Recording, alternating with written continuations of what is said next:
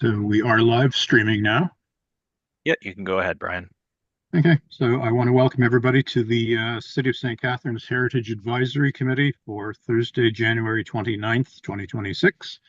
The time is now 2:43, and we do have quorum. So we begin this gathering by acknowledging that the land on which we gather is the traditional territory of the Haudenosaunee and Anishinaabe peoples, many of whom continue to live and work here today.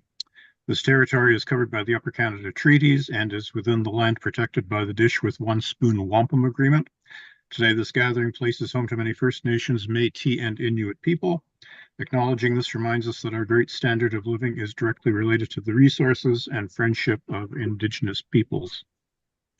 Do we have any additions or deletions to the agenda? I don't have any additions. Are there any that anybody else wants to add? I wanted to add some. I wanted to add some comments about the two reports you sent, James. Is that? I don't think it's really new business, though. It's just We can put that under miscellaneous items if you want. okay. I Thanks. kind of have that slotted in already, but we didn't have anything for it, so we'll throw that under there. Perfect. Thanks. I wondered if we should talk about the Nealon House at Unakingan Academy, or is that something that we should maybe save until the subcommittee meets? Yeah, we can save it. I can give a really brief. I think as I chatted with you before, Brian, like there's only so much I can share about it. We've had some conversations with the owner recently, but there's only so much I can share because of the nature of the work they're doing. But I think that's the update right there. To be honest with you, I don't know if I can share much more than that right now. Because We can chat about it under miscellaneous if you'd like. Yeah.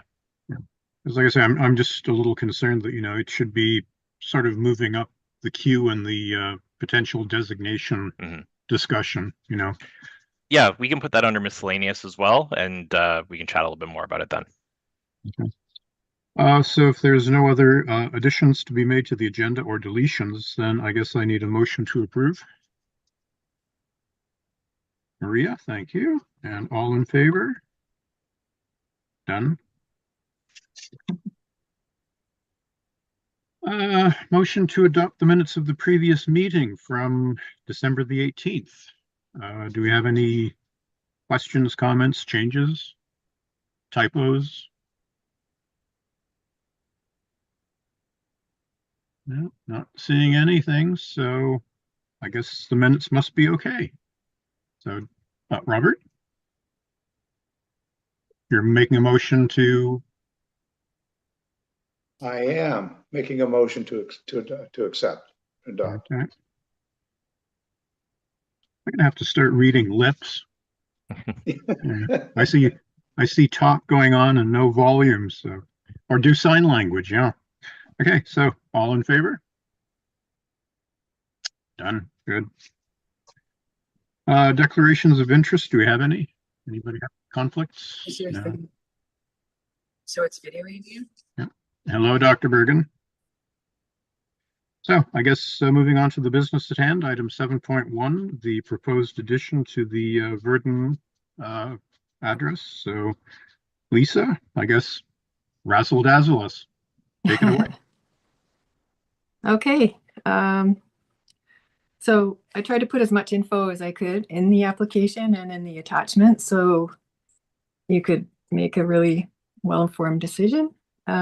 The house already has an existing addition that was done at an unknown date. I don't know when, it's probably about 25 years old, that they want to tear down. It's a 1-story at the back and they want to build a 2-story addition at the back.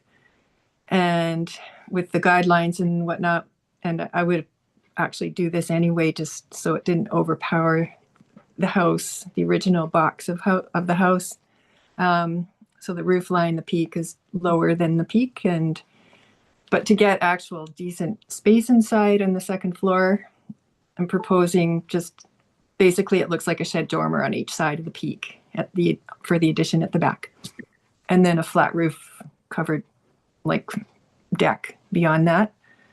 And then with the that last page that you had up with the photos and the CAD drawings, I showed the photos sorry, I mixed up the left and the rights there, but the street views from each side.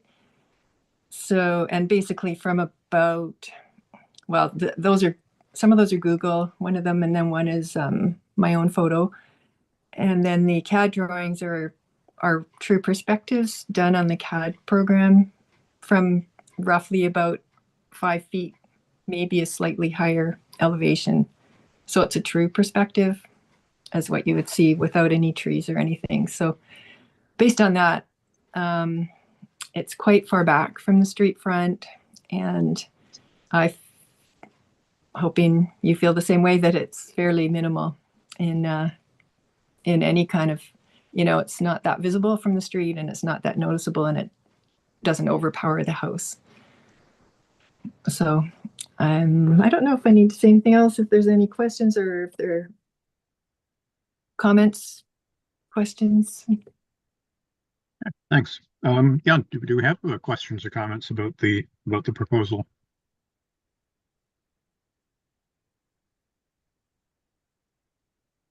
Nothing? Wow. Oh, Mark Mark. has his hand up. Yep, Mark, go ahead.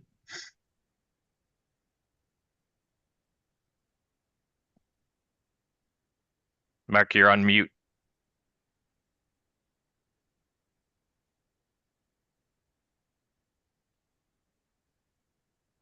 Well, while we're waiting for Mark, if I could have 20 seconds, I think it's just fine. I have no issues with it. I think it doesn't offend me, and I think it's the basic concept of the house has stayed intact, and it's not I think there will be a lot more living space for the people that are moving in, with minimal impact on the neighborhood or the streetscape. You took the words right out of my mouth. Mark, did you put your hand up maybe by accident? I just wanted to say I agree as well. I thought all our questions were basically answered with the proposal, and I thought it absolutely fit the neighborhood. Agreed. Great. Thank you. Mark, do you have anything to add there, or? Can you hear me now? Yep, we can. Yep. Okay. Sorry about that. I didn't know what was going on.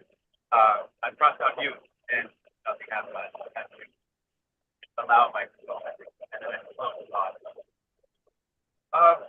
Yeah, I don't think it's too much.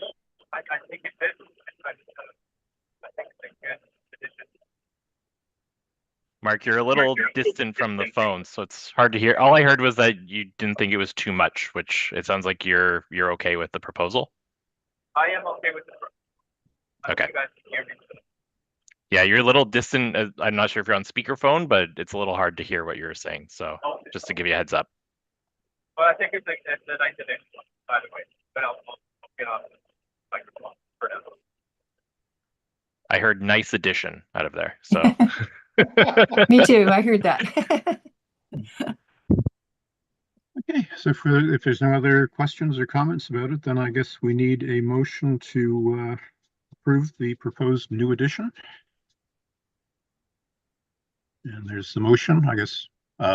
Lorraine, you're moving. Okay, Yes. so all in favor? Done. great. So thanks, Lisa, and sorry for the delay today, but I'll get in touch tomorrow, and we should have your heritage permit for you by early next week.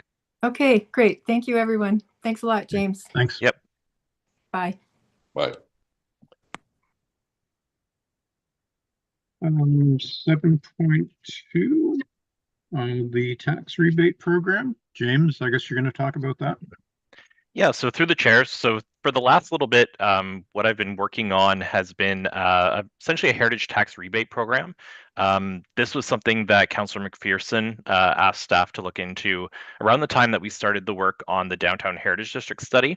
At the time, we decided to roll that into the work plan of the Heritage District study because it made sense to tackle two birds with one stone, essentially.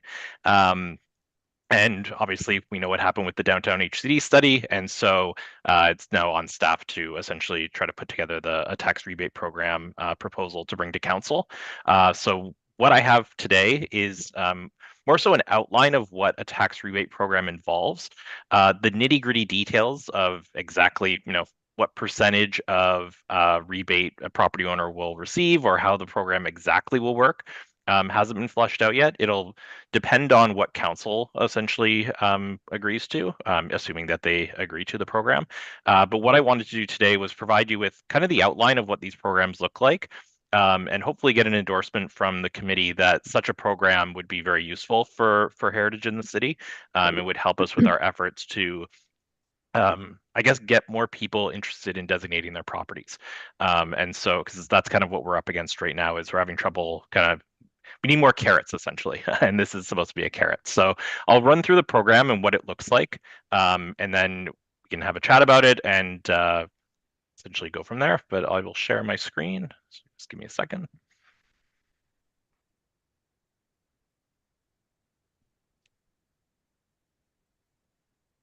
Okay, can everybody see that now?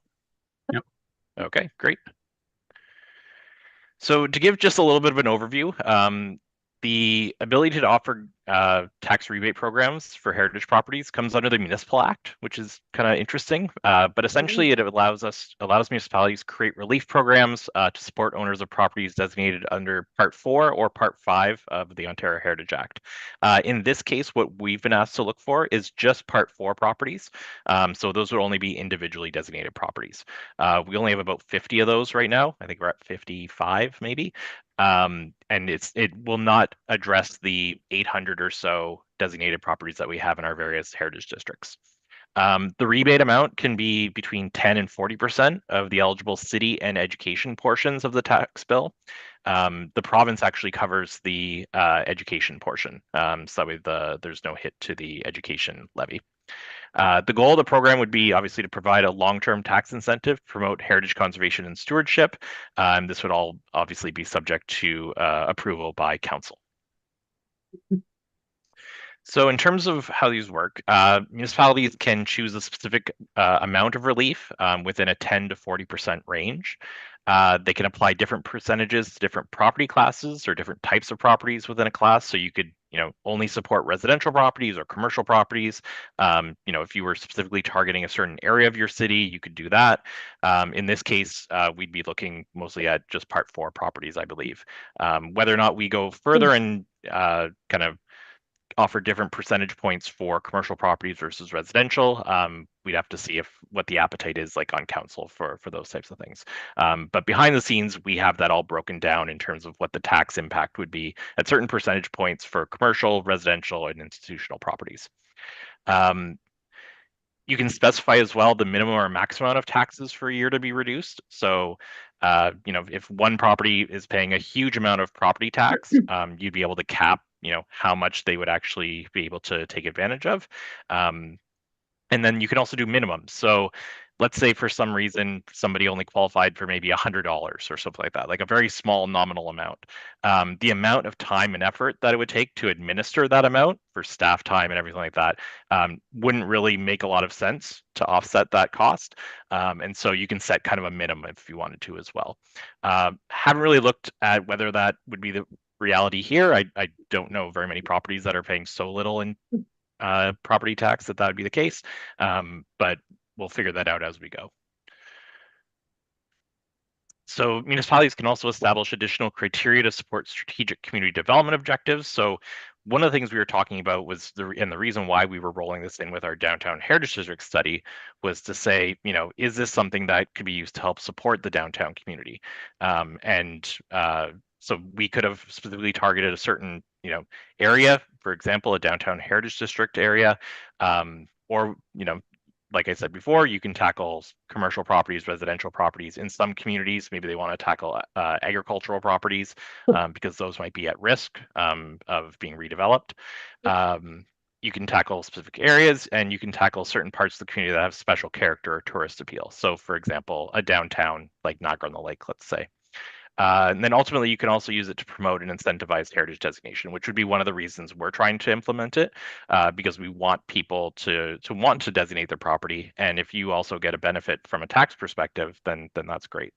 The other thing that it does is it also entices people or allows people to invest more in their property and make good decisions about their property. So, if they're saving on their taxes, hopefully they're using some of that money to, on the upkeep of their house, acknowledging that heritage properties tend to be a little more expensive to maintain and upkeep because of their age and because of materials and stuff like that. So the minimum requirements under the Act are that the property be designated either under Part 4 or 5, and they must be subject to a heritage conservation agreement. So there's 3 ways that it can qualify under that. One is the heritage easement agreement with the city. We have very few properties have heritage easement agreements at the city. But in some communities like Toronto, you have to have a heritage easement agreement to be able to qualify for your program. And they use heritage easement agreements a lot for a lot of their properties, especially in the downtown. A lot of the bigger kind of developments all involve heritage easement agreements. You can also have a heritage easement agreement with the Ontario Heritage Trust, which is a lot more rare. But in St. Catharines, the very least, the courthouse has an Ontario Heritage Trust easement that I think dates back to the 80s. It's not as common anymore. It was more of a tool that was used kind of in the early days of the Heritage Act. But that's another, way that you could qualify. And the way that most places do this is actually just through an agreement between the property owner and the municipality. And that agreement essentially is they call it a preservation and maintenance agreement usually, but it can outline just what are the terms that need to be that an owner has to follow in order to qualify for the program. Whether it involves preservation, maintenance, restoration work, anything like that, it all depends on what's in the agreement. And I don't think the goal in this plan, because we already have our grant program, we don't need to really try to entice people to make good decisions with their property in that way. We can use the grant program to get people to make changes with their property that or make additions or alterations that are in line with good heritage conservation. Application requirements. So the municipality can set what the application requirements are in the process. That includes what the forms look like, the information that's required, and submission deadlines. The municipality can also decide whether it wants property owners to submit applications annually, or if they can submit once, and then that allows them to carry on a year-to-year basis. And through that, in order to allow that to happen, you obviously need program monitoring. So what we would have to do is basically implement a monitoring strategy that would ensure that property owners comply with their agreement that they've done with the city. And we would then be able to assess, is the program working? We can reevaluate on a year-to-year basis, figure out, what works, what doesn't. And because it would be a new tool for the city, even though we've seen it work elsewhere, we don't necessarily know, if there needs to be a made in St. Catharines kind of solution, right? So we can work on that on a year-to-year basis. As part of the Heritage Conservation Agreement, or as part of the preservation agreement that they would sign with the city, typically monitoring requirements are outlined to ensure that owners who benefit from this program are meeting the terms of the agreement. So that's the big goal. And so what you might look at is things like property inspections.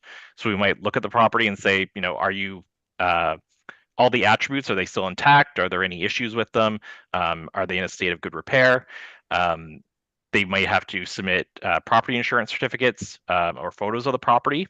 And also some places even require heritage maintenance reports. So something from a qualified heritage professional to be able to vouch for that the property is in good shape. I don't think we would go that far here because that's very onerous, and the amount of money that it would cost somebody to get a heritage professional involved would kind of offset the costs that they would save as part of the program. So I think what we would probably do is at the very least offer the opportunity to submit photos, and then we would have the opportunity as well to maybe go on the site and do site visits for any properties where we have some questions, or some properties are very large and getting photos of them might not be enough. But if staff can go on site and actually view the property, then great. That's an opportunity too. Here are just some examples of similar sized cities to St. Catharines and what they do. So most of them actually offer up to 40%. Some have some little kind of tweaks to them as well. So for example, in Burlington, commercial properties only qualify for 20%. In Kingston, they tie theirs to the cost of maintenance work. That's where I was saying earlier that our grant program kind of already serves that purpose. So I don't think we would want to tie the program to that. But in their case, that's how they do it. Kitchener, Whitby, they both do 40%, and Windsor also does full cost repairs up to 30% per year. So there's different ways of doing it. The interesting thing to me as well is that, we only have one staff member on board, so it's just myself doing this work, and we have about 50 properties as well. And so being able to manage the program, we need to be able to find a balance that works for staff time, and you don't want my time devoted completely to this program, essentially, because there's other priorities that we have to work on too. So finding a good balance is important. And in places like Kingston, where they have a huge staff, they might even have a staff member who just does this work. I know in Toronto, they have one staff member whose job is basically to work on this program because they have so many properties involved with it. So here we have one person try to find a solution that works. Oh, So for me, the program goals are to provide incentives for property owners maintaining their heritage properties and providing a public good to the community. I've said this all along. I said this a lot as part of the Downtown Heritage District study work. People who own property owners are providing a public good. They're maintaining their house, they're making it look good, they're contributing to the community. There's a sense of pride there, and I think it's really important that that's acknowledged. And I think this is a way to acknowledge that they're giving something back to the community. To me, it will hopefully entice property owners to designate their properties. I'm hoping that if this is passed by council, we'll be able to resend out letters to all the listed property owners, and say, look, we have this program now. And is this enough to get you interested in designating? And if we can have a few conversations, great. Anything that we get will be a win to me. So I'm hoping that this will help in that department. Hoping to find an amount of tax relief that's financially palatable and impactful, because I think you have to have an amount. If we set amount at 10%, maybe people are like, well, that's not a lot of money. That's not really moving the needle for me, right? But 40%, there might be sticker shock in terms of the amount of money that actually gets taken from the city budget in that case, right? So yeah. finding that balance is important, and that's something that's why I say I don't have the nitty gritty yet details about what this will look like going to council, because I have to work with our finance department to figure out like what's that kind of soft middle point that seems to work for everybody. I also want to find a process, as I mentioned before, that doesn't take up significant time and resources from staff to maintain. And then also find a good balance between good stewardship and red tape. We want people to be able to take advantage of the program, but we don't want it to be so onerous that people say, this is not worth my time or effort, right? If you have to jump through so many hoops to be able to save a little bit of money on your taxes, it might not be something they want to do, right? So try to find a good balance. And I think that's what we do as a heritage committee in general. I think this committee has been really good about, trying to be practical and pragmatic and make the heritage process as kind of painless as possible for people. And I'm hoping to do the same thing here. So in terms of what an anticipated program would look like, Part 4 properties would be the ones that would be included. So none of the Part 5 properties. And a big part of that too is you just start doing the math, right? If there's, all of our Part 5 properties, there's 800 of them. You times that by, 10 to 40% of their taxes, and you get a very large number very quickly. And so the ask was to look at Part 4 properties and acknowledge the work that those property owners are doing. A standard agreement would likely include, pretty typical things, no alterations without a heritage permit. That would be the expectation anyways. But obviously if somebody were to do work that wasn't approved, then we would obviously not want to reward them, right? So that's the goal there. Annual photographs of each elevation at the very least to ensure building maintenance is being upheld. No property standards bylaw infractions over the course of a year. So we want people to be good stewards of their property and to make sure that, there's no issues there. And then obviously proof of insurance as well, because we want to make sure that we have property owners who are insured and who have the right insurance for their property. Hopefully what we'll be able to do is a one-time application per property per owner. There might be some wrinkles there, and we might have to go to a route where we have to have people apply every year, but I would prefer that it's only a one-time application, so that way we don't have to have people coming back to us every year to reapply and not know if they're going to get the rebate. I'd rather work with the property owners to talk about things like, the maintenance of their property and how things are going, rather than, have them worried about qualifying. There may potentially be a cap on the maximum amounts per property. We'll see what council thinks about that. And then similarly, potentially a program-wide cap. So some municipalities will say, the first $50,000 worth of properties will qualify, and then we cap it there because that's the amount that they want to fund it to. So have to figure out what that is. We'll have to work with our finance department to figure out whether a program-wide cap makes sense or not. But that might be a reality as well, just because you want to be able to fund the program well, but you also don't want to commit too much, right? So finding that balance will be important. So that's essentially the presentation that I have for you. I did craft a little bit of a motion that I'm hoping that the committee can endorse, but also if we can build on that, that would be awesome as well, because I want to make sure that the committee's thoughts and feelings and everything on this are incorporated in my staff report. The staff report I'm working on right now, it's nearly done. Hoping that it'll be going to council at the end of February or at the beginning of March, and we should have an answer pretty much right then about where this would go. And then I'll be able to come back to everybody and say, okay, this is the program, hopefully, and we'll go from there. So already see Lorraine's hand up, but happy to take questions from anybody who has them. And sorry for throwing a lot out at you there. I know that a lot of that was very technical and whatnot. So Thanks, James. I have 3 quick questions. Mhm. The first one is, I know what an easement is, but I wondered if you could clarify more about what the heritage easement agreement would be. I know we don't have very many, but just in Yeah. case. Yeah, so a heritage easement agreement is kind of a contract between the property owner and the municipality, and it often will outline kind of the rules for property maintenance. It's kind of an extra tool to protect a property. So it'll outline the attributes, it'll outline what's expected of the owner. A lot of especially in Toronto, it tends to be used a lot for condo developments that incorporate heritage buildings, because you're often having to work with a condo board. And so there might not be a full understanding of what it means to, be a steward of a heritage property. And so at least you have this contract that says, here's what the expectations are, here's what the maintenance should look like, here's what the attributes are, and so on. It also will outline, the process for making alterations, which we already go through that process all the time, but at least it lays it out in a contract with them. We don't typically, off the top of my head, I know we've been working on some heritage easement agreements for certain properties, like the Locks development, the one in Port Dalhousie, but it's mostly new developments that are going that route and are using heritage easement agreements. It's usually, properties from the 90s or 2000s in St. Catharines probably wouldn't have them. There wouldn't have been a reason for them for the most part. So, yeah. Okay, and then the next question was, even though we don't have very many, I was wondering if it would make sense to include something about it in the proposed plan.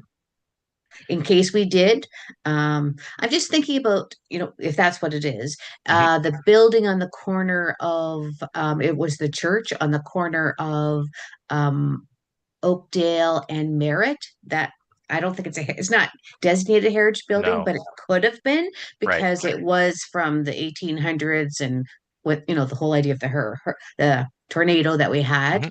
That would, Yeah, I think they did turn it into condos.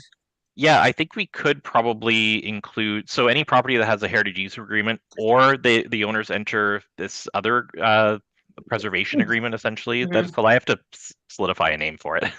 But yeah, so we could say, if you're under one or the other, great, you can qualify for the program. The goal is you need something kind of in writing that says, like, here's an agreement between the city and the owner. So the other thing with heritage easement agreements is that it stays on title, the heritage easement agreement. And so if the property is sold to the next person, it stays on title and that person qualifies. Whereas the preservation agreement, the new owner would have to come to the city and say, yes, I want to take advantage of this program. So it's only on an owner by owner basis in that case. So I've always wondered about that too. If someone sold a heritage property, how does that roll out? But okay. And then my third question is really quick. Is there some way that volunteers could assist you with the running of this? Or is there a role for volunteers? I'm just thinking, I know there's a lot of confidential information Mhm. about taxes and things, but I'm just thinking if it's such an onerous task, is there any way that, you could be assisted by volunteers in some of the small steps that doesn't involve private information? Yeah, unfortunately, I really do think that it's something that staff have to do. I appreciate the offer, because I certainly would love to be able to, put other people to work and whatnot. But I think it really is a thing that staff have to do because of the privacy issues around it, and because it involves taxes and money, and there's, our legal department has to review a lot of things. So I don't think there's an avenue for people to be able to participate in that way. Yeah, unfortunately, Thank you. no problem. Maria? Great. Thank you, Brian. James, thanks very much for that really helpful overview. It's a good educational for me on the tax relief programs. I was amazed that the Municipal Act allows municipalities to create relief programs. I thought that was a very positive built-in feature. And I'm really pleased to hear that Council McPherson is a strong advocate for this. The two questions I have, I presume, although I don't think I saw it mentioned, that one of the criteria for property owners to apply for this relief, I'm assuming, would be that their property taxes are up to date. Yes, that would be, yeah. Okay. Mhm. And also, I think you addressed it when you talked about the program-wide cap. Is that the same then as, would there be a budget limit set by the city for contributing? Yeah, and that's Okay. essentially what I was getting at, was there would Okay. be a budget limit set by council, and part of that is because you'd want to be able to predict going forward how much money is going towards this Mhm. program.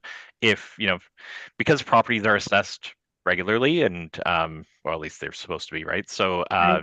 the amount of taxes that would come out could change, and could change dramatically sometimes. Mhm. And so you'd want to be able to provide some certainty there. And so if council said, we're willing to go up to 50,000, or whatever that number would be, at least they can project forward and say, okay, that's the amount over the next X years, right? And they can have that line item there, and they don't need to worry.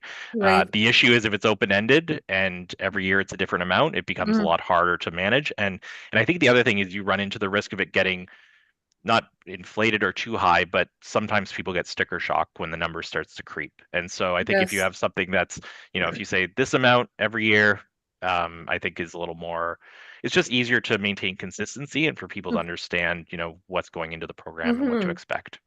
Would that budget limit figure be shared with you or whoever would be organizing this project? Yep. So we Uh-huh. would essentially, as part of when we go to council with this, we'll have what we think the program should look like, or what we're proposing to council. Council can make tweaks to it if they want as part of approving it. If they approve it, it would set in the bylaw exactly how much money would be available, or what the percentages would be and everything. And I would want to obviously make sure that that was public, so that way people who wanted to apply for the program, or we wanted to educate about the program, we'd want to make sure that all that was out there. So as soon as I have those exact numbers, I would immediately come back to everybody to let you know exactly what the program will look like, and kind of go from there. But because of the timelines with writing these reports, and it's very tight, so I didn't have those numbers for you yet, and I would have loved to be able to throw those out now, but council ultimately at the end of the day is going to make that decision. And Right. so I could give you a number right now, and 2 months from now it might be completely different. Right. So I yeah, understand. Very good. Thank you very much, James. no problem. Mark, you've got questions or comments? Yeah, thanks. I know this was briefly touched on already, but I would imagine that there would be concerns from property owners wanting to potentially designate their property and to receive the tax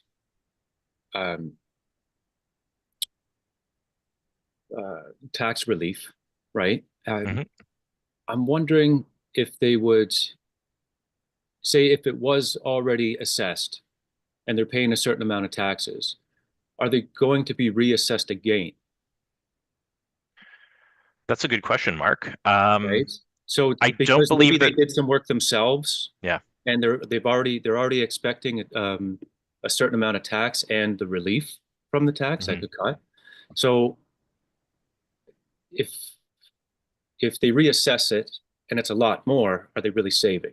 So that's something Right. to consider. Yeah, and I know that. So the reason I don't know the answer to that is because typically our finance department works with MPAC to be able to do assessments and relief programs and stuff like that. Because we have our community improvement program also relies on MPAC data and the assessments, and so they typically are the ones navigating that. So I don't know the answer to it, Mark, unfortunately. But yeah, it would certainly be, you wouldn't want somebody to be penalized, I guess, as part of this program, right? So Right, exactly. yeah, so I will look into that though, Mark. I thank you for flagging that because it hadn't been something that crossed my mind, and I think that's Okay. important to figure out. So thanks. You're welcome.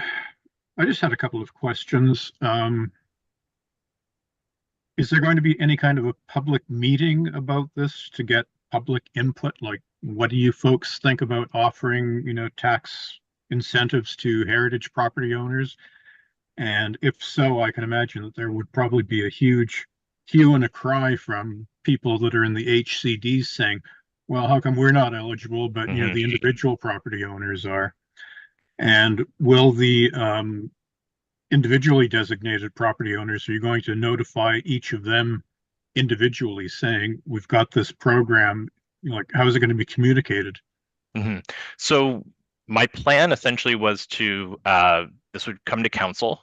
Council could, if they wanted, like that would be an opportunity for somebody to come out and speak to the program and whether they're in favor or opposed. So those council agendas are posted and everything, and we advertise them on social media and whatnot about what's on the agendas. Did not plan on having a full kind of public meeting about it, but I could see that issue coming up, Brian, where a lot of people who own Heritage District properties would come out and say, well, what about me?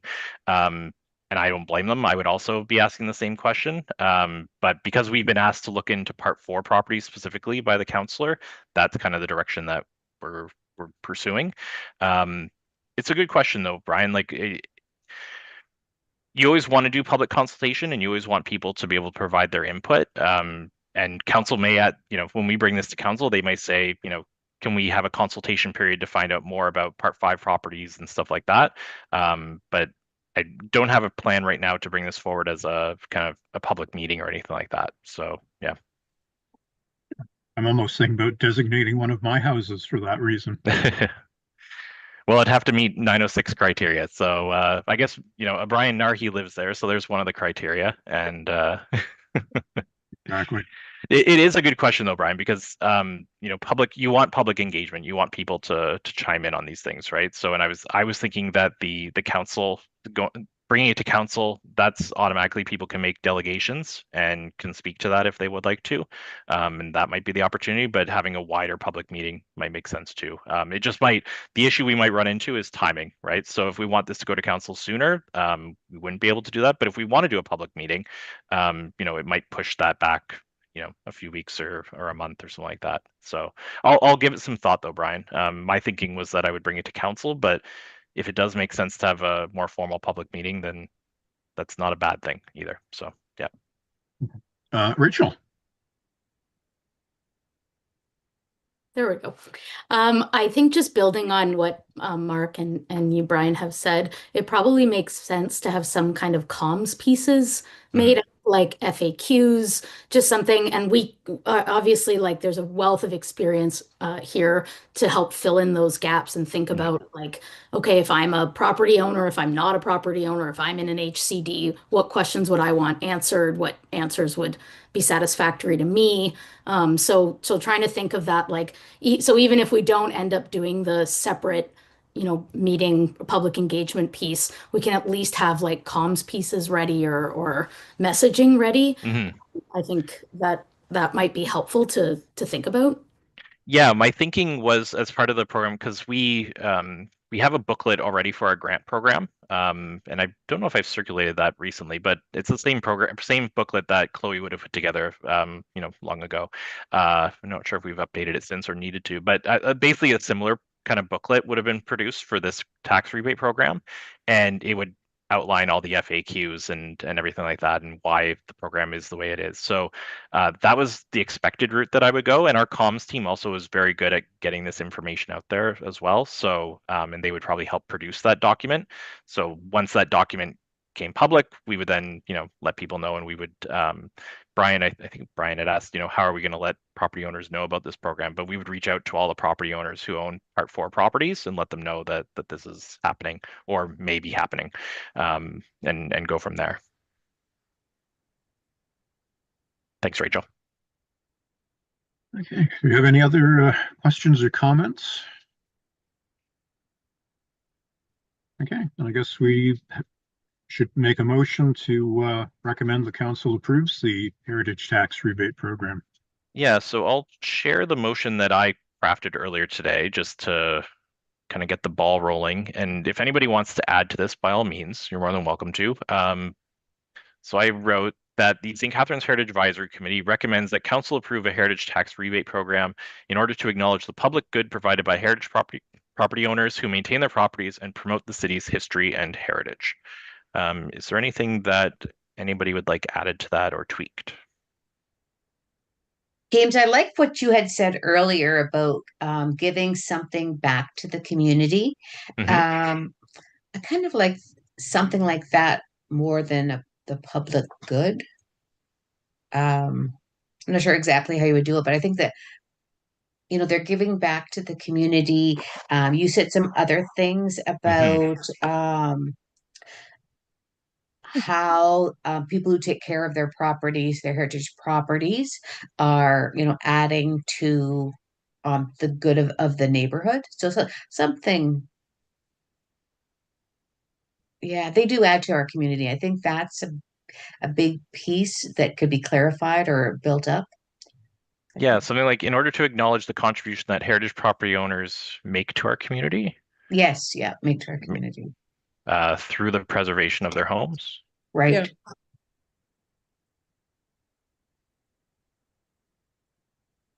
Preservation and maybe preservation and maintenance. Yep. Yeah. Mm-hmm. So their buildings. And promote the city's history and heritage. Right. Right. I like that better. Okay. And, I don't know if this fits in, but the idea that the ones that are heritage homes have gone through sort of a heritage storytelling. They've they've shared with us their land histories. I don't know. Maybe that's not fitting it, but, we're learning more about history because of those homes. Mm-hmm. So I think this part sort of touches on says that. Okay, gotcha. Yeah, okay. And promote the city's history and heritage. Is there something a little more than that you'd like? I guess they're adding to our knowledge of the city's history and heritage. But I think promote's fine. But I just that's the tone I wanted to kind of take. How about and helping to educate? Oh yeah, I like that. The city's history and heritage. Yeah, that's better. That whole idea that because they're sharing their history with us, we are learning more about our community's heritage and history. Okay. Does anybody else have anything that they'd like to add to that? Maria? James, I was just wondering if it is advisable or not to include the detail that right now this is just for Part 4 individual properties, or is that too I think we can limiting?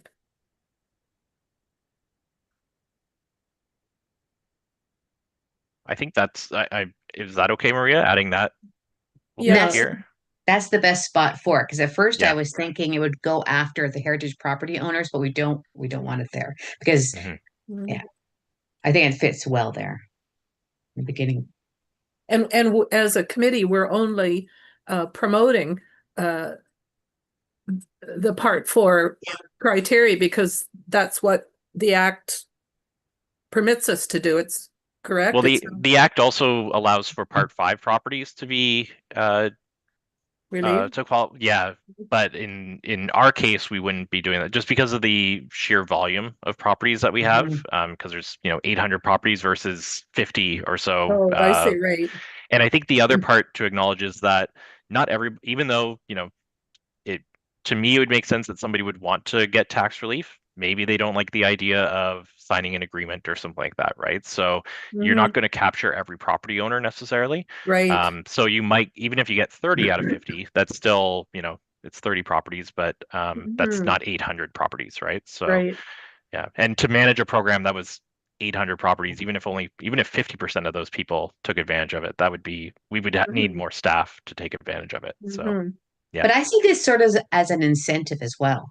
If you are in the Part 5 area, you can go the step further and come to our committee and talk about why you want to actually have it individually designated.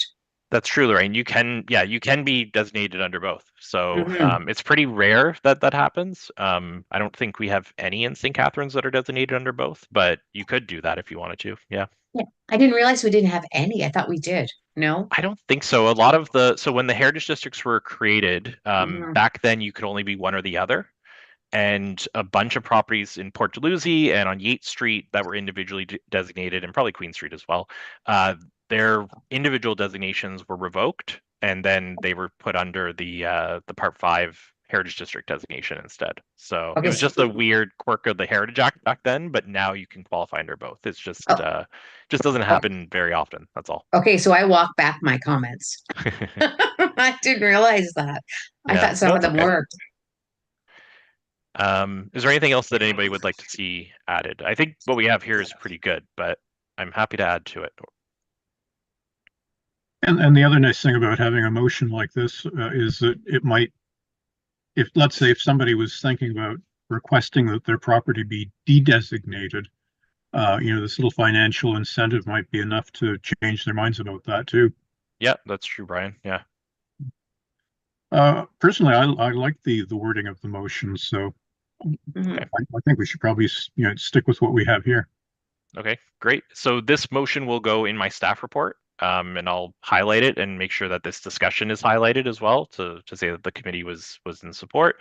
I don't know what the vote will be, but I will make sure that the vote is also passed along as well. So that way council knows that has the endorsement of this group, assuming it passes. So James, can I ask one more question? Would that chart of the other cities that have this be included with your proposal? I think that's important. I actually have even more municipalities. I didn't want to throw. I think Grimsby just actually passed a similar program last year, and I think they found 17 different communities that they looked into. So and the ones that I have, there's a lot of overlap. So I'll probably have at least a dozen or so. Council really likes comparable communities. They want to know, other communities that are the size of St. Catharines, what are they doing? So that's why the 6 that I put up, they're all roughly, 100 to 200,000 people and similar kind of geography and stuff like that. So yeah. That's a really good selling point. Yes, for sure. Okay, so if there's no, I guess we need a motion from someone to approve. Maria, I guess. And all in favor? Okay, done. Great. Well, thanks everybody. I know that was very technical, but also I feel like I didn't have quite as many answers I would like to have for you, but there's still some moving parts that have to kind of be resolved behind the scenes. And once I have more of that, I will make sure to bring it back to you. Good. Item 7.3, number 9 Queen Street. Sad story. Yes, through the chair. So probably, don't want to have to address what happened at La Scala, but it's important that we talk about it a little bit. I had also invited our bylaw enforcement manager to come out and chat. Unfortunately, he's on vacation this week, but I'm going to re-invite him to come out in March because I think part of the discussion and I imagine the questions that the group might have is things like, what are we doing about vacant buildings? Because I think that's a big issue right now.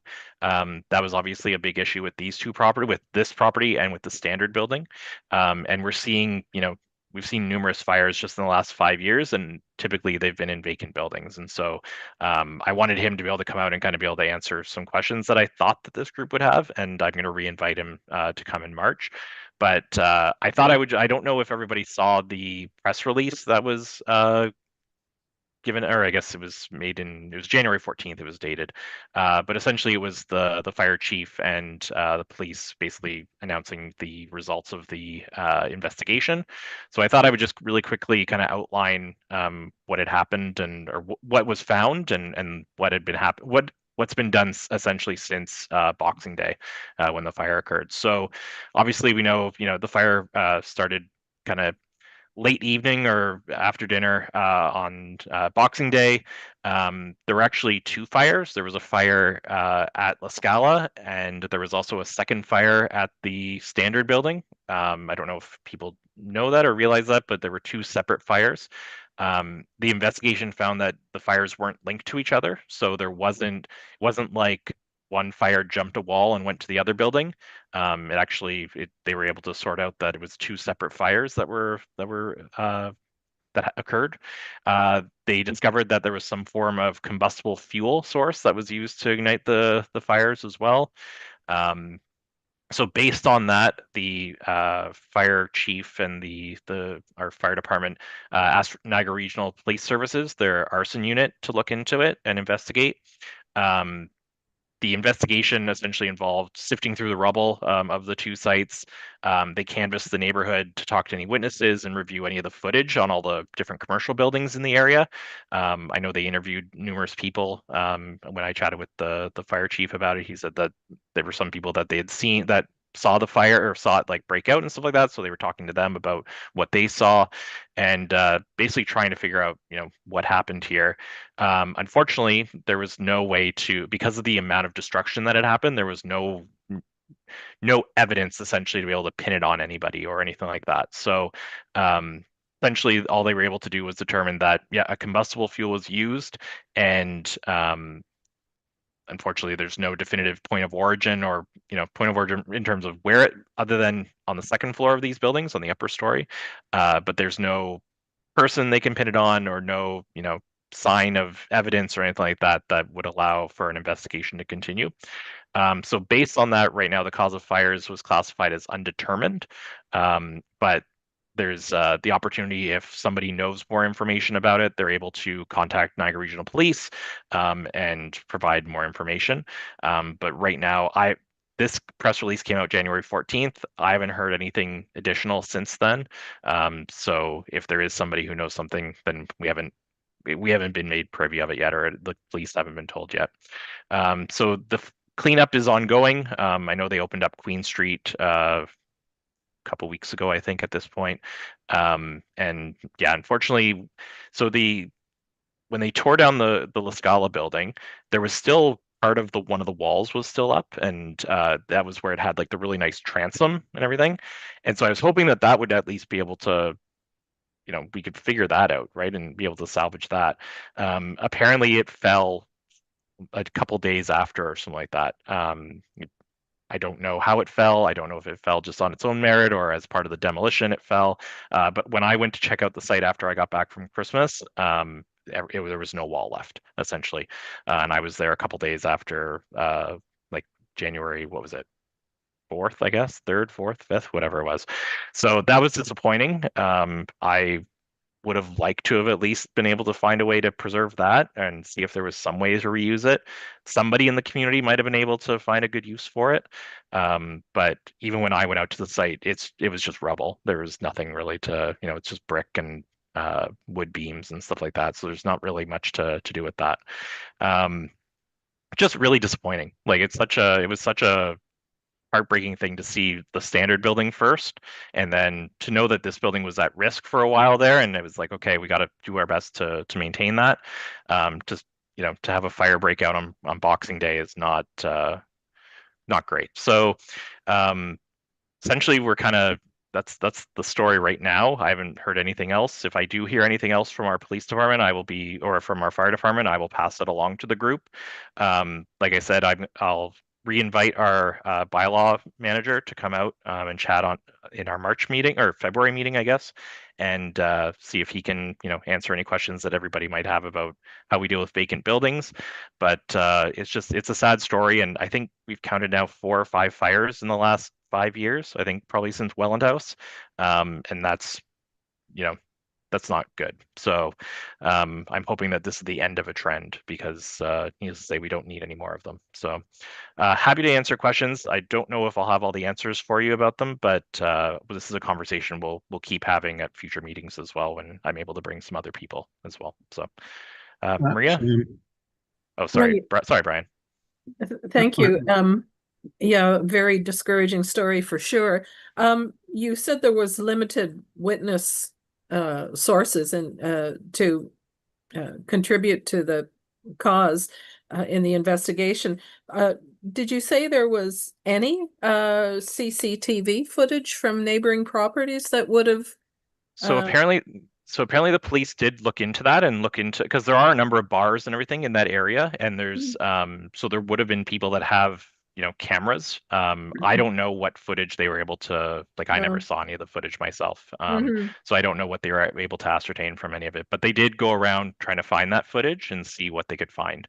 Obviously it didn't prove helpful enough because they weren't able to prosecute anybody or anything like that. So, but they did their due diligence on it, which was, that's good. At least they tried their best to see if they could figure it out. But yeah, there wasn't anything that was helpful, unfortunately. Thank you. Yeah, no, I just, found it really sad that leaded glass transom couldn't be saved. When I went to look at the site, it seemed to me that corner was pretty solid because there was like the side wall and the front wall that were left standing, and they had demolished down to the top level of that transom. So it's not like there was huge amounts of weight that was just waiting to crash over. So it sounds like that was probably deliberately just pushed over rather than falling. Yeah, Brian, I went out to the site, I was away, unfortunately, over the holidays. I was in Ottawa, and when I got back, one of my first days back, I went in to go check it out, and it was gone. I was like, where to go, right? One of the pictures that I had seen, it was there, and then it was gone, right? So I don't know when it even happened, when it toppled, but I was disappointed too, because that was such a nice feature, and also to see that was what was all that remained. It was like, oh, phew, right? At least there's something, but yeah. And there would have been, I think, that footage that one teenage guy filmed in the inside. There was, a couple of marble fireplaces that could have been salvaged. I guess they were just, bulldozed over as well. Yeah, and as part of maybe I'll share a little bit from when the standard fire happened, the concern was, what, like La Scala next door, right? So I was on site a number of times. Even when in the La Scala building, it was in rough shape inside. There was a hole in the floor right by one of the doors and everything. So if I didn't have a light on, I would have ended up in the basement essentially. And we had asked for a structural assessment as part of that, because I don't. At the back of the property, at the back of La Scala, there was a rear addition where there was clearly some brick damage, and the brick was actually kind of leaning on the standard building. And so the concern was, well, once we start tearing down that portion of the standard building, what's going to happen to La Scala? So we had requested a structural assessment to have a structural engineer go in and kind of assess everything. From my understanding, there was an issue with the roof at the back on this rear addition that was kind of like a 1.5 story rear addition. It had kind of collapsed in and kind of pushed out some brick essentially, and that was what was leaning on the wall, or on the wall of the standard building. And the inside of the actual building, like you were saying, Brian, there was, it was a restaurant not too long ago, and so a lot of the finishes were still there, and the structural assessment really couldn't, because they didn't do destructive testing inside. It's not like they tore open walls and tried to figure out, what was going on behind them. But it was clear that there were issues with the roof there, and there were issues at the back with the rear addition. My hope was, if the rear addition is an issue and it's leaning on the standard building, if we can save the rest of the building and just remove that little rear addition, that's fine. I'm open to that type of thing. But it didn't even get to that point because before we even got the structural assessment in our hands, the building was gone.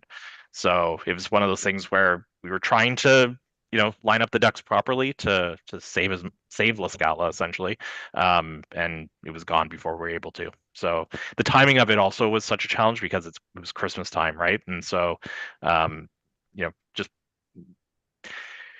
if it happens in June, everybody's at work, right? Everybody is on the same schedule. Everybody's, there. But, if you do it on Boxing Day, the number of people at the city that are working that day is pretty small, right? So, yeah. It was interesting when I went to see the building after the fire happened. It was, of course, just during the Christmas break for me. I was able to collect a couple of bricks that had fallen outside of the the hoarding that they put up.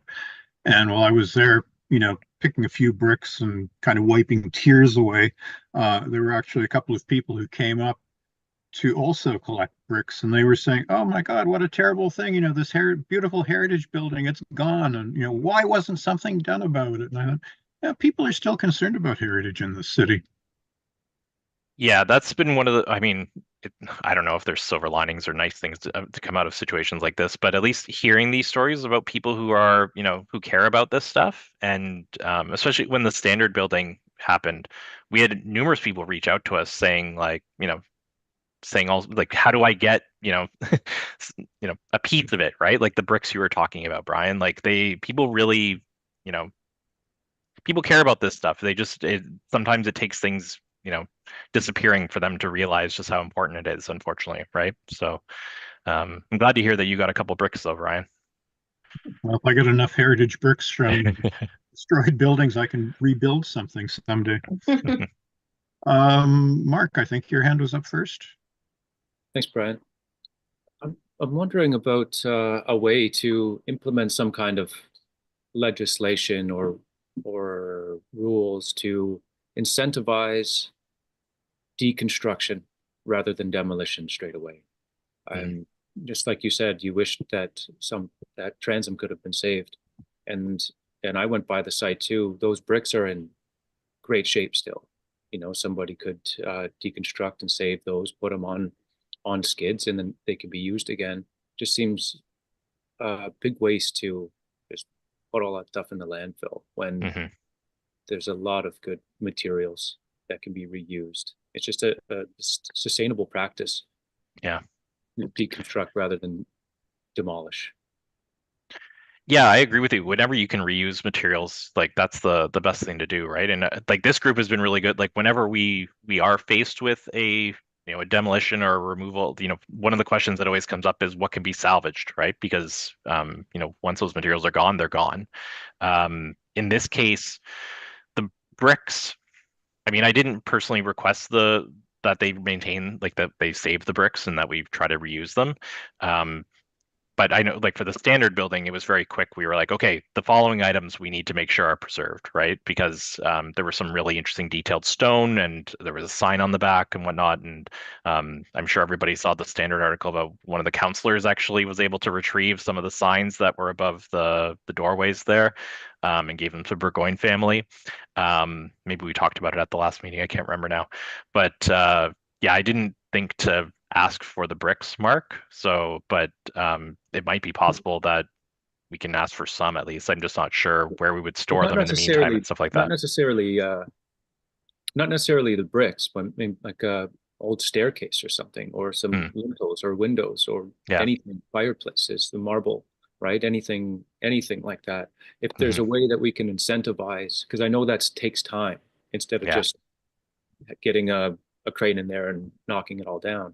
So if there's a way that whether the city can do it or the province, I guess, as well, to incentivize deconstruction. Yeah, it's a good point, Mark. It's something that I'm curious what other municipalities do when they run into these situations. I don't know. I haven't had a lot of experience with fires.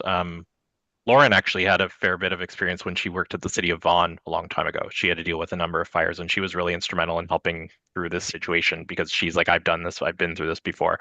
But I'd be curious to know what other municipalities have done to try to get those results.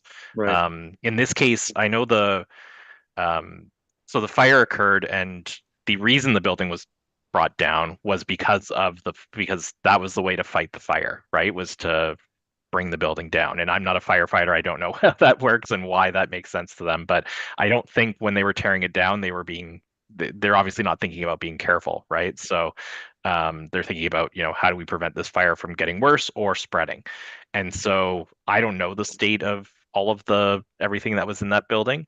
I know from the Welland House, Brian, we had talked about before, there were items in the basement apparently and stuff like that we would hope that might be able to be retrieved, but they never were, right? So I don't know how we line things up in a way that allows for,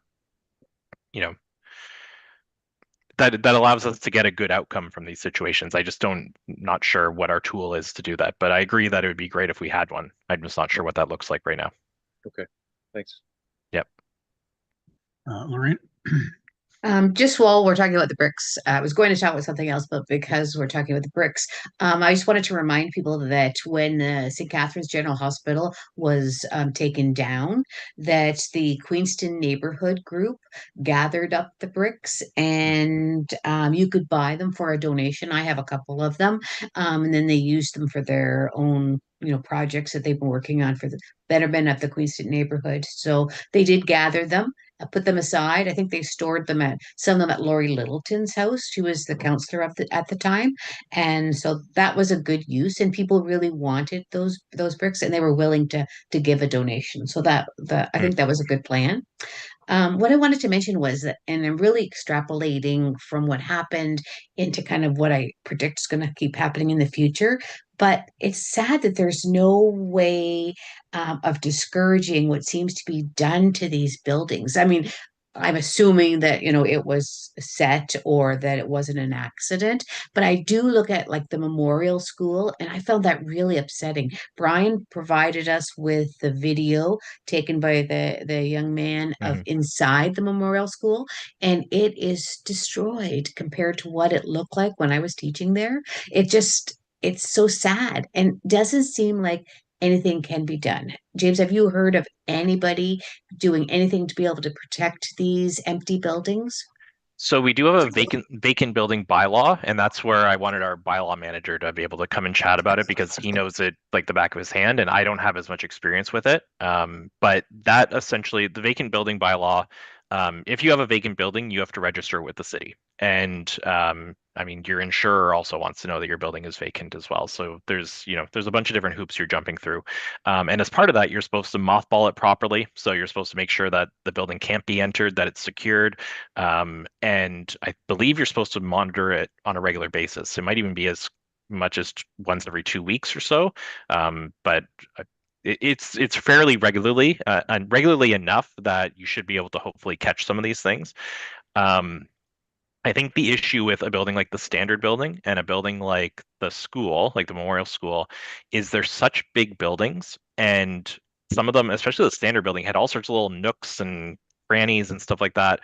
And all it takes is, one spot that maybe isn't 100% secure, and that's the way in, and everybody knows, yep, if you go through that spot, you're fine. And maybe they can hide it and make it look like it's still secure, but everybody in that community maybe knows that that's the route in. I think that's what's happening, and then I think combined with we have a housing and homelessness issue as well, right? And so at this time of year when it's minus 20 at night, people just want to get warm, right? And sometimes some of these fires, I think, I mean, I don't know what started the Standard fire, but it sounds like it was more of that situation where somebody was just, I need to get warm. Here's a fire that I need to set, to keep myself, through the night, and it just got out of control. And so that's another issue. Like that's a bigger societal issue, right? Right. So, but the actual vacancy bylaw stuff is supposed to help prevent this. It's just unfortunately all it takes is one person breaking in and then something bad happens, right? So I will invite our manager to come out next time and answer some of these questions and speak a little bit more about what they do to do this stuff, because he has a team that is monitoring properties and stuff like that. I just don't know the nitty gritty of what he does, and it'd be better to hear from him, I think. So yeah. Thank you. I'd appreciate that. While we were speaking about the Standard Building, has everything from the Standard now been leveled? I haven't been there the last few days. I think it's all gone, but I'm not sure. Because I was Has just anybody wondering, else been by the standard lately in the last like week? I was just wondering about that back, that, the print area where the ornate stones and stuff came Mhm. from, if that was knocked down or not. Last time I saw it was still there. I'm not sure about that, but I know that if you're going south on Ontario and you're at the light at King, you can see right through to Shane's, like, or the Dublin Stout or whatever it's called now. So like there's nothing higher to obscure your view to that. But as to whether the rubble, it's kind of hard to tell because snow is all over everything. And this was just my cursory glance this morning as I was driving by and not like a dedicated drive by to look at what exactly was there. It was just such an unsettling thing to turn my head to the left and be able to see all the way to like the corner of Queen and St. Paul from Ontario and King. Like it's crazy.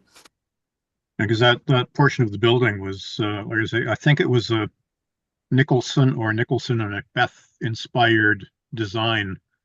It'd be a shame to lose that, but if it's been taken down, well, what can we do?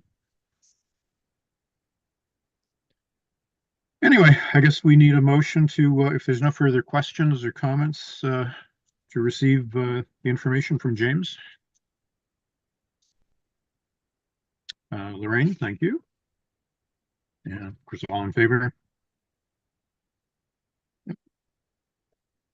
7.4 conference. Yes. So on a happier note, so Lorraine asked if we could talk a little bit about conferences this year. And I just wanted to put two conferences on your radar because they are somewhat local. And so this year, usually in the heritage world, there's the Ontario Heritage Conference and there's the National Conference. The Ontario Conference, the date is going to be June 18th to 20th, and it's in Hamilton. So it's it's right not far. I would really encourage everybody to look into it. As soon as I have more information about the registration and the costs and everything like that, I will pass it along to everybody. But that conference in particular is geared towards heritage committees and their members. In a lot of communities, they don't have heritage planners. It's often the heritage committee that's having to kind of be the de facto heritage planner on staff or at the municipality. And so it's a good opportunity for people in smaller communities to kind of learn about heritage and best practices and stuff like that.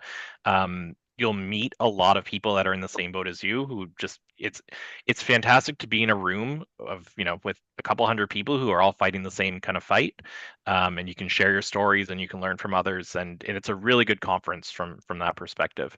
I'm pretty sure I will be there as well, and the people I think the city of Hamilton, their heritage staff are running the conference, and their heritage staff are really good as well. And so I'm pretty sure they'll put on a program that will be really interesting. And I'd really encourage everybody to check it out. So as soon as I know more about it, I'll let you know. But I just wanted to put those dates on your radar because it is really interesting. And then the National Trust Conference this year is in Waterloo, and it's supposed to be October 22nd to 24th. That conference is usually a little more kind of high level and thinking about heritage in like a big picture point of view rather than how does the Heritage Act work and stuff like that. We do tend to, because Ontario does have a lot of the heritage planners in the country. There are sessions that are geared towards heritage planning in Ontario, but it's a lot more big picture stuff involving Indigenous issues. There's a lot of stuff involving Parks Canada and things across the country, efforts that they're making. It's more of a big picture kind of conference, and you'll meet people from across the country that have all sorts of different backgrounds. You'll meet engineers, you'll meet heritage professionals, you'll meet conservation experts. It's really, really interesting, a good wide variety of people, but it's also there might not necessarily be for this group in particular the exact sessions you'd want. It'd still be fascinating for everybody though. I find it really interesting to go. For that, I'm on the National Trust or the awards committee for that. I'm the chair of it, so I get to go up and do a little song and dance and give people awards while I'm there. So that's kind of fun. And I used to be on it. CAP is also the kind of co-presenter of this conference, so you get a lot of CAP members who are involved. I used to be on the CAP board and executive, and that ended in October. So I'm not on the CAP board and executive anymore. But so I've seen how the conference is run and everything, and it's usually really well run and really smooth, and it's a lot of fun to kind of see the ideas that people put forward for conference sessions and stuff like that. So once I have more information about that as well, I'll pass that along to everybody. But it's usually a little more expensive than the Ontario conferences as well. So yeah, if anybody has any questions though, I'm happy to answer. Did that cover everything, Lorraine? Thanks, James. I Okay. appreciate that. Any chance if there is cash outlay that we have to put out to register to go on this, that our cash out of pocket is reimbursed? I can inquire. Typically, the funds are meant for staff, but if we have the ability to give, like to pay for, I don't know how many members would be interested in going. I don't know, if we'd have to figure that out, but I'll inquire and see if there's the opportunity, if there's money still available after I've taken my portion. But so once that's accounted for, then we'll go from there. But I will inquire. But we could talk about driving together at least if a couple people want to go. Yeah, and it's nice that it's local and that like Hamilton, it's a 35-minute drive, so it's pretty easy. And I don't know if they've announced where in Hamilton it's going to be, but if it's right downtown, that's easy to get to. And yeah, it's more so though, like if you needed to, I don't know where the conference was last year, if it was up in Muskoka or something like that, and it's like, okay, well that's not only is that a drive, that's also a $200 or $300 a night in a hotel, and it really adds up Yeah. quickly. So yeah, Right. but this one, if you can just pay for registration and gas, then you're in good shape. So Mhm. Rachel? I was just going to say, if they have virtual options, I know that might defeat the whole purpose of going and networking, but if you just wanted to see a lot of conferences do, I don't know anything about these conferences, but a lot will have like a virtual option, and it's typically like half the price or something in that neck of the woods.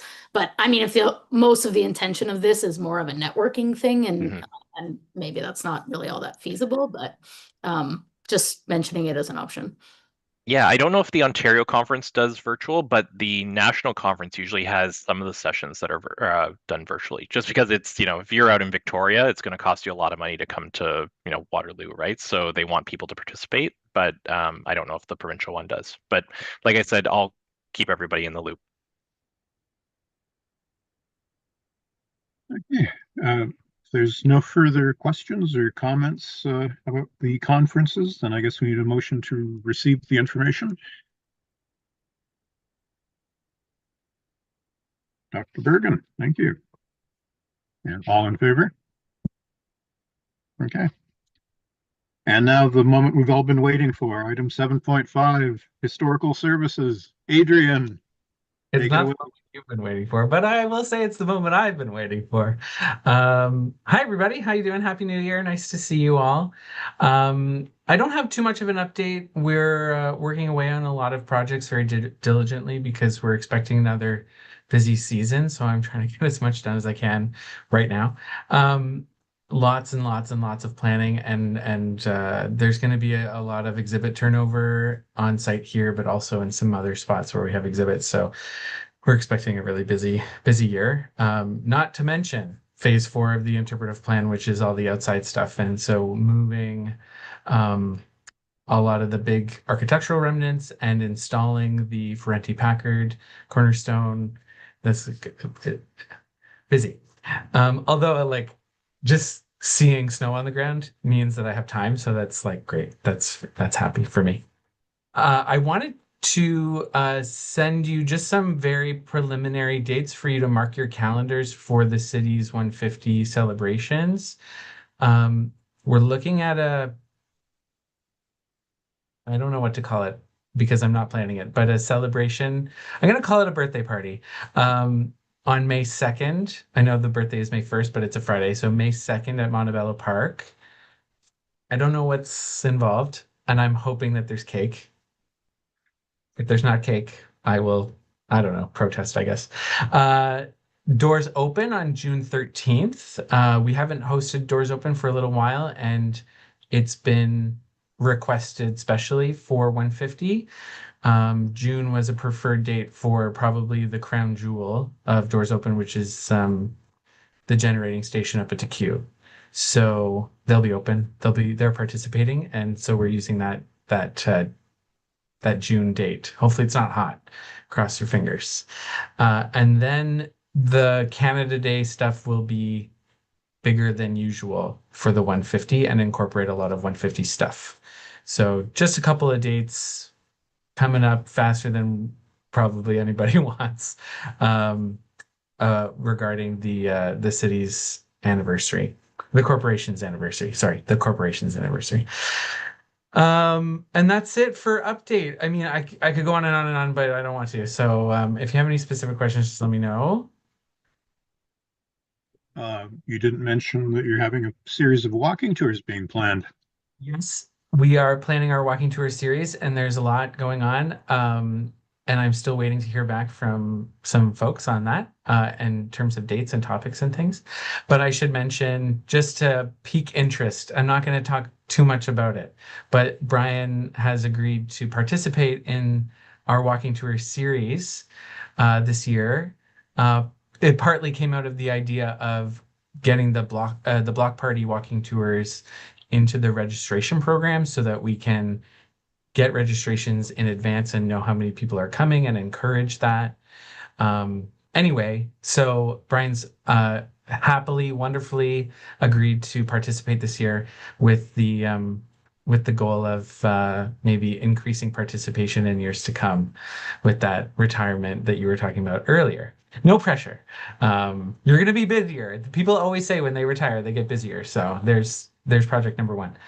Anyway, so when we have dates ready, of course, they'll be on our calendar starting this year, looks like right after Easter in April, and going all the way, hopefully, cross your fingers on weather, till November. So anyway, I'll have dates and topics out on the calendar soon, and I'll send those along when things are confirmed. Rachel, you've got a question or comment? Yeah, just a small one, and I'm not sure if you'll have the answer, Adrian, but do you know what time that like birthday celebration in the park is? I'm guessing afternoonish. Like all day. Oh, and all day. The Okay. vibe, I think the placeholder in the calendar I got from the events team was all day. That's Okay. for us. Yeah. I'm gonna say like 10 to 4 kind of standard Right. public Okay. event situation. Cool. Okay, thanks. And I'll forward it along when I have more info. Yeah. Awesome. What time Lorraine? is the cake? That's the most important question. Yeah, that's what I was really asking. Yeah. Lorraine? Well, we're talking about dates. Do you have the block party date? It's not official, but usually they haven't talked about, and James, unless you've heard something, they haven't talked about moving it. It's usually that last Saturday in July, so July 25th. Yeah, I haven't heard a date either, but that was my understanding too. That was probably end of July. Thank you. You're welcome. Okay, we've got no further questions. I know that Lorraine had a question that was forwarded to me, and I didn't want to forget to answer it. Regarding the 2029 task force activities. Lorraine, do you want to ask your question or you just want me to answer it? I just wanted an update on where we are in the Welland Canal Heritage or Historical Welland Canal anniversary celebrations. So the majority of the task force work, as you know, was developing the interpretive plan, and Carla and I continue to do that work. You will enjoy the fact that there is a dedicated GIS map for this activity. Carla and her student mapped all of the blazes, the trail blazes. And I don't even know how many there are. There's like a billion. And so there are also now 4 Excel sheets related to this map. And I'm only about halfway through I've done most of it, but there's one particular style of interpretive panel that's giving us trouble because of the intersection of trailhead sign, trail entrance sign, interpretive panel, etc., etc., etc. Anyway, there are at least 20 interpretive panels before you get to Pierpoint Park. So we have a lot of like paring down to do, I think, and thinking about how it's going to be, how we're going to actually be able to implement it in the timeline and with essentially no dedicated budget anyway at this point. So anyway, we're continuing to work on mapping and planning related activities related to interpretation, and of course the rec trail improvements as well, which is part of that original council motion. Um, the so that's easy for me and Carla to keep plugging away at. The timeline for the establishment of a working group that's a cross-departmental working group to sort of actually get implementation to be a bit more tangible is still with senior management, and I don't have any further updates. So we're just plugging away on our level, and we have asked for many updates, but it's still with senior management at this time. So you don't foresee anything happening in 2026 to sort of highlight in terms of for the community? We do so a couple things. There wasn't for sure there wasn't anything budgeted in the original interpretive plan, even when we met for events Yeah. in 2026. All of Right. that was meant to start in 2029. The timeline for the years in advance of 2029 was really to try to roll out the interpretive plan activities. So for sure, in like trail improvements that need a lot of time, interpretive panels that we can easily click off the list and install before 2029. That's the goal for that kind of activity. Public art as well. Public art takes a long time to get off the ground. We here in historical services are already doing lots of canal related programming as that's our bread and butter. So that's a good thing, including the partnered bicentennial traveling lecture series that we have with Welland and Port Colborne. So there's lots of activity happening. It's just I think like getting the dream accomplished of so many of those points that the task force put together for the interpretive plan. That's the stuff that like 2029 is the goal. Yeah.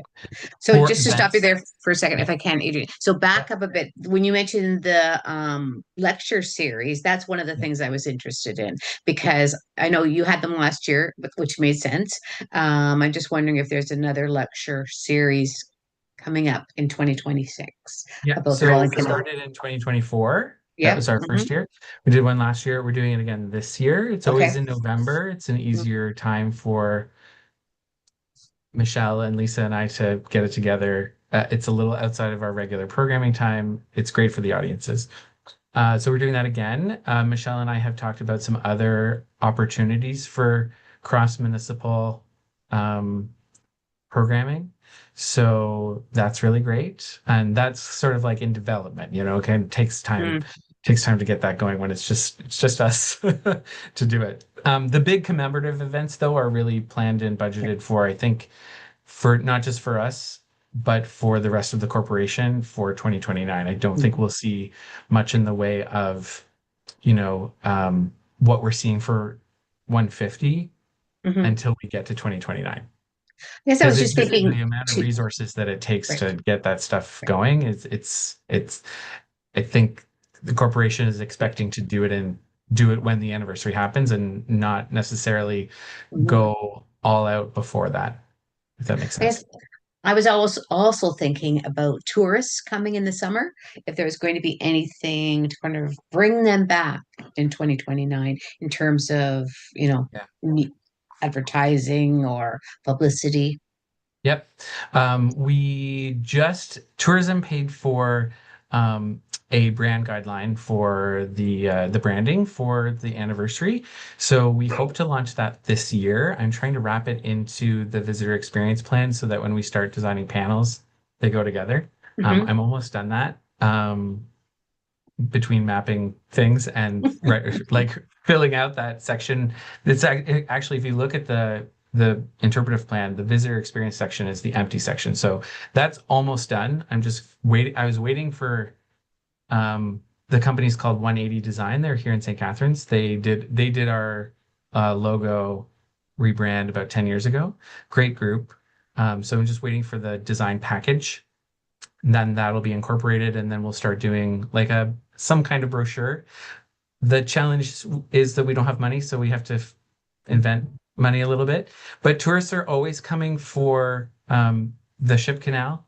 And as we get closer to the 200th, you'll see more rollout, I think, when tourism kind of starts to shift. And when like 150 is kind of taking up a lot of oxygen this year, but I think things will start to shift a little bit once we move away from those anniversaries, and tourism will be our main partner in that kind of in that rollout, because they have a little bit more money for that kind of activity, and so they'll be jumping on that, I think, in the years leading up closer to 2029.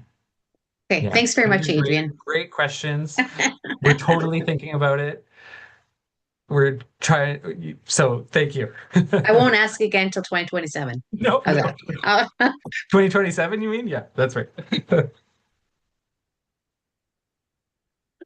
Any further questions or comments for Adrian about his fine update? Longer than expected. I apologize, everybody. If there's nothing, then I guess we need a motion to receive the update. Robert, thank you. And all in favor? Okay, done. Thank you, Adrian. You're most welcome. See you soon, everybody. Yep. Okay, miscellaneous items. We sort of talked about the tax rebate already. Lorraine, you said you wanted to address a couple of things. I just wanted to compliment with the reports that James sent out. The research was and the authors did an amazing job of both reports. And I thought that it was very meticulous and well sourced, and I thought that we really needed to recognize, as well as our, congratulations earlier. I thought we really needed to recognize the amazing work that was done. It was complex land history, and it turned into historical storytelling. And I thought that it was very, very well done, and it had obviously taken a long time to do. So tracing those parcels of land through all the ownership changes is no small task. And I thought we needed to, again, make sure that we recognized the reports and the authors of the reports. So basically, that's all I wanted to say. Okay, well, thank you. So thank you for all the hard work that you and the other authors did as well. So absolutely. It's mere child's play. Oh, I doubt that. I'll just add to what Lorraine said. The work speaks for itself. It's fantastic, Mhm. and I know that one of the issues we've been dealing with the designations is, we don't want work going to waste, and I hope that the feeling isn't that any of this work went to waste, because we will always have those documents now, and in the future, whenever it might be, they will be useful to us. And so, those aren't going anywhere. The work has been done. It's solid work. And I'm hoping that one day, that we'll be able to make better use of them, I guess, in a way. But at the very least, having those records of those properties, that's really valuable. So, no, it's much appreciated, the work that went into them. Well, I mean, it is preserving at least some aspect of our history, even if the physical buildings, might be threatened or gone. But at least we've got the record of what was there. The one couple of things I wanted to just mention, of course, like I say, the Nealon House, I think, is going to be, I think, high priority for the subcommittee to look at. I think the Mansion House is another one. My understanding is that the Mansion House is currently sitting empty. Yeah, I don't know the answer. I don't know if it's empty or not, Brian, but it would be on the vacant building bylaw if it is, or bylaw register. So I will look into that. But to go back to the Nealon House, because I really briefly talked about it when we were talking about the agenda earlier. So I can only share so much because just because of the nature of the way the Planning Act works and whatnot. But we have had conversations with the owner of that property, and we've had those conversations somewhat regularly over the last year. And they are aware that the committee has interest in it. They have plans for the property, and we're working with them to. They fully intend to try to retain the building and what we've told them is the concern that they have right now is the rear additions have they've been broken into before. And you might remember there was a fire. When was it? Was it a year ago now in that building? And essentially, those back portions people are breaking into often, and that's a real problem. So what we've told them right now is if they want to, we're open to the idea that they could remove those rear additions, and then mothball the main portion of the building, which would allow for the main portion to be preserved for the future, while eliminating the opportunity for bad things to happen to this building going forward while they're figuring out what the plan is for the property. Beyond that, can't speak to what their plans are, but I can say that the conversations we've had with them have been really positive and really good, and I'm hoping. Last time I chatted with them, I brought up the idea of them coming to the Heritage Committee sometime hopefully early this year, in the first, by the summer, to come and talk to the group about what they want to do with the building. So sorry that I have to kind of leave it at that, but I can assure you that we've had a bunch of conversations with them, and they do have plans for the building that involve retaining that main building. So I'll keep you posted, and hopefully we'll be able to bring the group, that ownership group, to the committee sometime soon, and maybe do something like what we did with the memorial school last time, where a plan came forward, and unfortunately we wouldn't have been able to talk about it, Lauren and I, but doesn't prevent them from talking about it. So if they have, if they have interest in getting the feedback of the committee, then why not have that conversation, right? So I've broached that with them. They seem open to it. It's just a matter of lining up the ducks properly to make that happen. So. I will keep everybody posted, but I just wanted to assure everybody that we've had conversations with the owner, and it's been ongoing for a while now. So, yeah. Rachel, you've got a comment? When you said the mansion house, do you mean like on William Street, like downtown? Yep.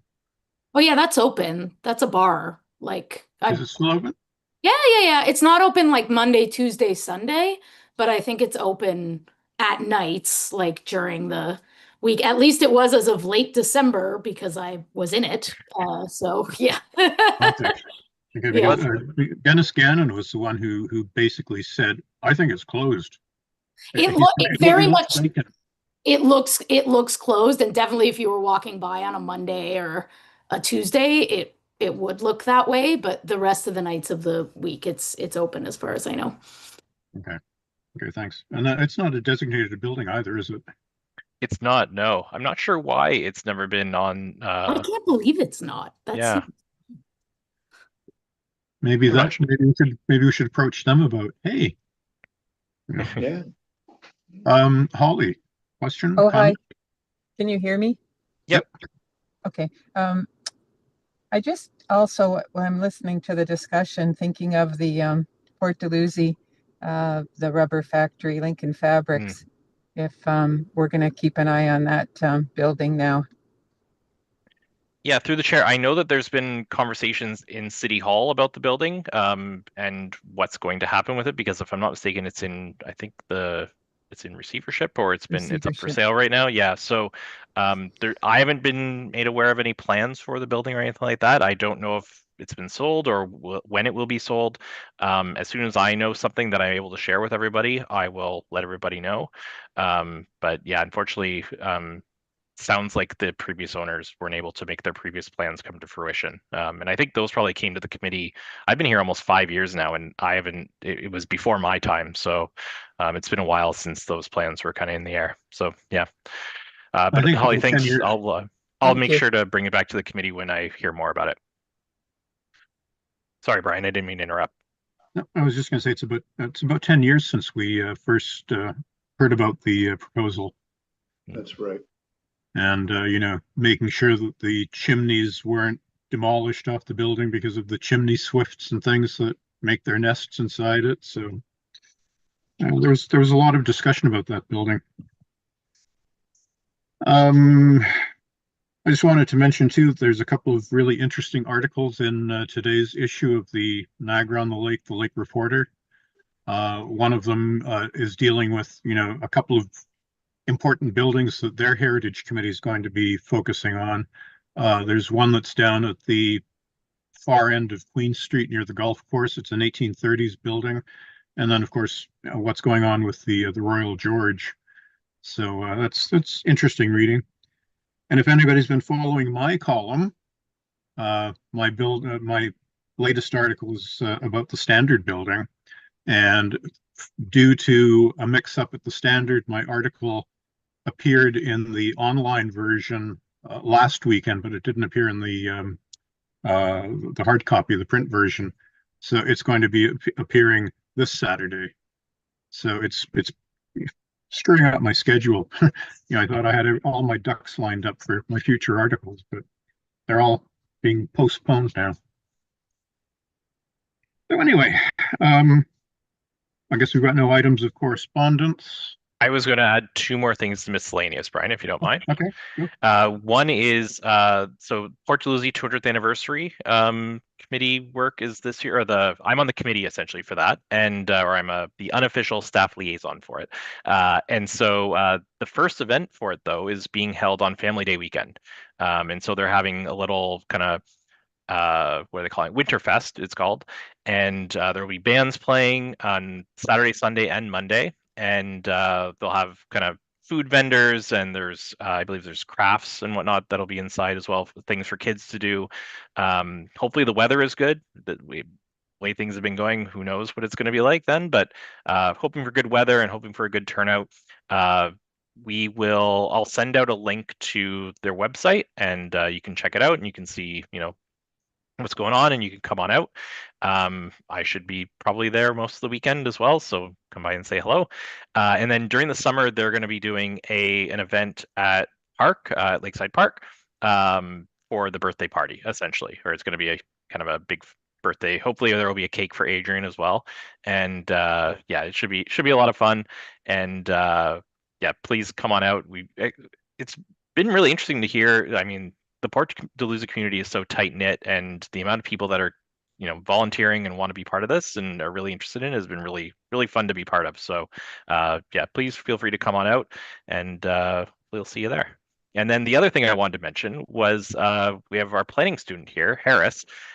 So Harris, I was glad to hear that there were no concerns about the minutes this week, because Harris wrote them and he did a good job. It was the minutes from the last meeting. The last meeting went very long, and it was a lot of complicated applications and whatnot, and he did a good job on it. And he'll be with us till I think March or April. And he's a local guy as well. He's from Pelham, so he knows St. Catharines. And it's been good to have him on board for the last few weeks, and he'll be a familiar face for the group for the next couple months as well. So Harris, I won't make you do an intro or anything like that. We're already up against 4:30, but welcome, Harris. Thank you. I'll just say hello to everybody, Welcome. and then looking forward to the next few months. So thanks, James. That's great. The Port Dalhousie event that you were talking about for Family Day, is that going to be held at the Port Lions? Yes, sorry, I should have told you where it is. You just drive around Port Dalhousie and find the party, I guess. It is at the Lions Club. Yeah, it's at the Lions Club. Most of it will be outside, and then there's an indoor component as well. And parking though will not be at the line. Like, you'll have to park in the neighborhood, I believe, because I think the parking lot is going to be used up by vendors and whatnot. So yeah. Okay. So if there's nothing else, then I guess our next meeting will be on February 26th. And I assume maybe the subcommittee is going to be meeting before that. Yeah, I will reach out to the subcommittee about that, because I want to make sure, like I said before, that we're not doing work that isn't leading to something, but I will have something lined up for then. But I will get in touch with those members. Okay. So I guess that being said, we need a motion to terminate for today. So does somebody wish to make that motion? Rachel, thank you. And all in favor? Okay, so according to my clock, it's 4:26. So thank you, everybody, and we'll see you in February.